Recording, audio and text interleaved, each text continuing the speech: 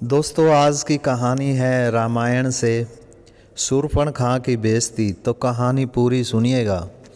भगवान श्री राम ने अपने 14 वर्ष वनवास के कुछ वर्ष पूरे कर लिए थे। वनवास के अंतिम वर्षों में भगवान श्री राम ने अपने भाई लक्ष्मण तथा अपनी पत्नी सीता के साथ गोदावरी नदी के किनारे दंडकारण्य वन में पंचवटी नाम के एक स्थान पर रहने के लिए अपनी कुटिया बनाई थी। इस दंडकारण्य वन में राक्षस राज रावण की बहन शूर्पणखा अपने भाइयों खर तथा दूषण के साथ रहती थी। एक दिन वन में घूमते घूमते वह पंचवटी की तरफ निकल पड़ी। वहाँ उसने देखा कि एक सुंदर युवा तपस्वी के भेष में तपस्या कर रहा है। दोस्तों, यह युवा कोई और नहीं बल्कि प्रभु श्री राम थे, जो अपनी कुटिया के बाहर ध्यान लगाकर बैठे थे। शूर्पणखा राम को देखते ही उस पर मोहित हो गई। शूर्पणखा के मन में काम वासना जाग उठी थी, लेकिन वह बहुत ज़्यादा कुरूप थी और उसके नाखून भी बहुत ज़्यादा लंबे लंबे थे। उसने तुरंत ही अपने आप को एक सुंदर युवती में तब्दील कर लिया। शूर्पणखा राम के आगे जाकर खड़ी हो गई तथा राम से बोली, हे तपस्वी, तुम कौन हो और यहाँ इस वन में क्या कर रहे हो?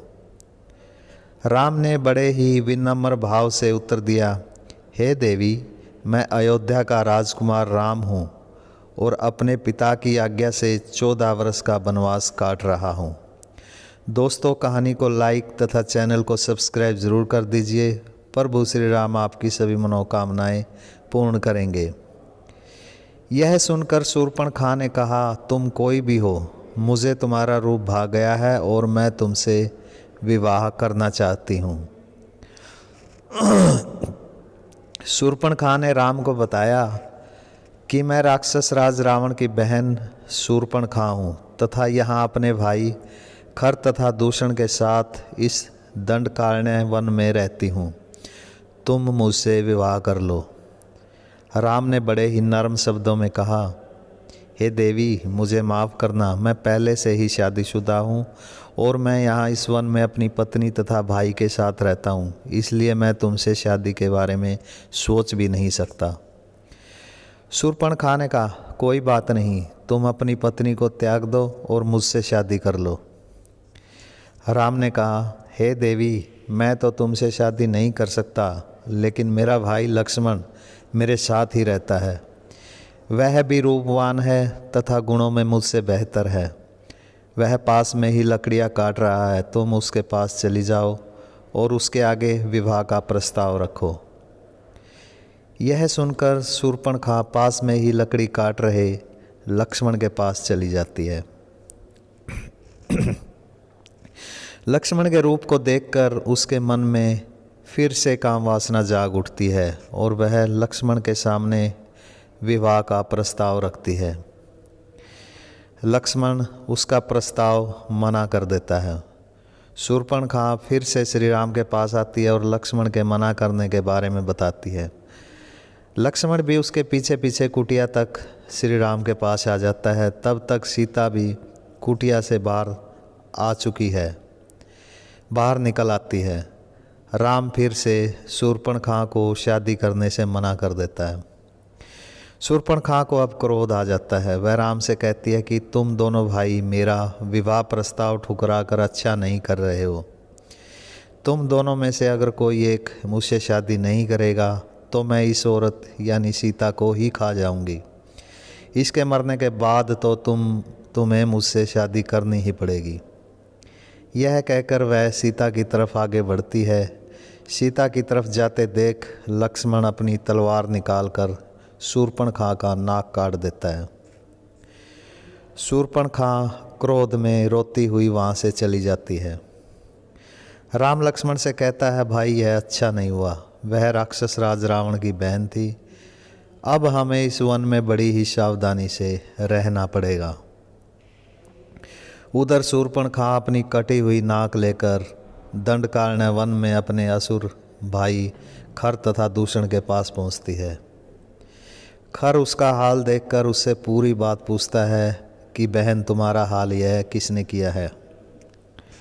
शूर्पणखा राजा खर को पूरी बात बताती है कि पास में ही अयोध्या का राजकुमार राम अपने भाई लक्ष्मण तथा अपनी पत्नी सीता के साथ तपस्वी के रूप में अपना वनवास काट रहा है। जब मैंने राम तथा लक्ष्मण के सामने अपने विवाह का प्रस्ताव रखा तो लक्ष्मण ने मेरी नाक काट दी। इसलिए मैं आपसे विनती करती हूँ कि आप मेरे अपमान का बदला उन दोनों भाइयों से ज़रूर लें और उन्हें मारकर उसकी पत्नी सीता से शादी कर लो। वह औरत बहुत ही ज़्यादा सुंदर है। यह सुनकर असुर खर कुछ राक्षसों को शूर्पणखा के साथ भेज देते हैं और उनको आदेश देते हैं कि जाओ उन दोनों तपस्वियों को मारकर उसकी पत्नी को उठा लाओ। राक्षस गिनती में 14 थे। वे सब राम की कुटिया तक पहुंचते हैं तथा राम को आदेश देते हैं कि अपने आप को असुर खर तथा दूषण के हवाले कर दो तथा अपनी पत्नी को राजा खर की सेवा में उपस्थित करो। राम पहले ही अपने धनुष बाण के साथ उनकी राह देख रहे थे, क्योंकि उनको पहले ही अंदाज़ा हो गया था कि आगे कुछ अच्छा नहीं होने वाला है। असुरों की चेतावनी सुनकर राम ने एक ही बाण से उन सभी असुरों के सिर धड़ से अलग कर दिए। यह देखकर शूर्पणखा वहाँ से दौड़कर अपने भाई खर तथा दूषण के पास चली गई और किस तरह राम ने असुरों के सिर काट दिए उसके बारे में बता दिया। यह सुनकर राक्षस खर तथा दूषण को अंदाज़ा हो जाता है कि वे तपस्वी कोई साधारण मनुष्य नहीं है। राम तथा लक्ष्मण को मारने के लिए दोनों राक्षस बहुत सारे राक्षसों के साथ पंचवटी की तरफ चल पड़ते हैं। राम की कुटिया के पास पहुंचकर वे सब कुछ तहस नहस कर देते हैं। यह देखकर राम उनसे युद्ध करते हैं, लेकिन राक्षस हारने का नाम नहीं ले रहे थे। दोस्तों, कहानी अच्छी लग रही हो तो लाइक तथा चैनल को सब्सक्राइब ज़रूर कर दीजिए। प्रभु श्री राम आपकी सभी मनोकामनाएं पूर्ण करेंगे। तभी वहाँ पर अगस्त्य मुनि आते हैं और राम को बताते हैं कि खर तथा दूषण कोई साधारण असुर नहीं है, यह बहुत ही ज़्यादा मायावी है। मुनि अगस्त्य राम को सलाह देते हैं कि इन असुरों पर मोहिनी बाण का वार करो। मोहिनी बाण के चलते ही सभी राक्षस आपस में लड़ने लगते हैं और आपस में लड़ते लड़ते ही मर जाते हैं। इसके बाद राम अपने धनुष बाण से खर तथा दूषण का सिर भी काट देते हैं। इस तरह राम दंडकारण्य वन को इन असुरों से छुटकारा दिला देते हैं। दोस्तों, लाइक कर दीजिए, चैनल को सब्सक्राइब ज़रूर कर लीजिए। वीडियो देखने के लिए धन्यवाद।